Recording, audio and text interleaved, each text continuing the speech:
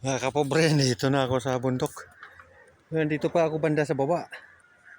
Yan o, nakikita ko yung laod. Yung dagat. Malayo-malayo. Andun yung may barko. Dito yung barangay namin. Yun o. Harangan ako ng mga damo. Paakyat pa lang ako. Dito pa ako banda sa baba. Malayo pa yung puntahan ko. Ayan o. Madungawan na yung barangay namin. Yung bahay ko hindi makita. Dito sa pinaka baba. Harangan. Nakakapagod. Nakakahingal.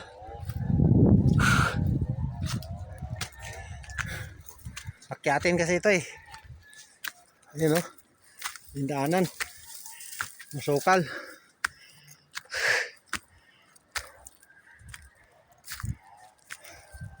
Hindi na kasi lagi punupunta dito yung yung may-ari ng uma dito. Kasi nagtrabaho ngayon sa kumpanya.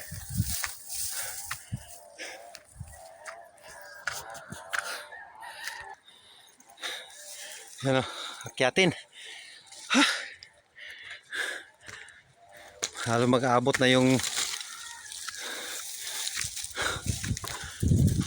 bunganga mo tuhod. Yan, nakarating na ako. Nandito na ako sa uma. Yan o, may mga tanim na nyog. Kaso lang, hindi lumalaki yung mga nyog. Imbis papalaki, lumiliit tuloy. Kasi yung lupa dito sa amin, kulay pula. Marami kasing mineral dito sa lugar namin. Yung nickel. Ayan mga kapobreo. Dito na ako sa bundok.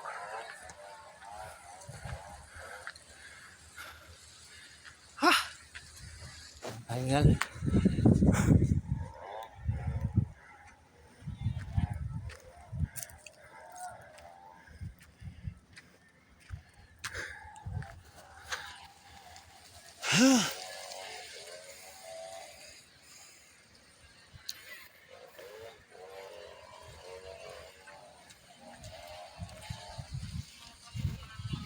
Ganda ng panahon.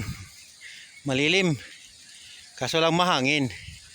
Yan o, pasayo-sayo yung mga mga dahon ng nyog. Kaya nga hindi kami nakapalaod. Kasi mahangin ngayon.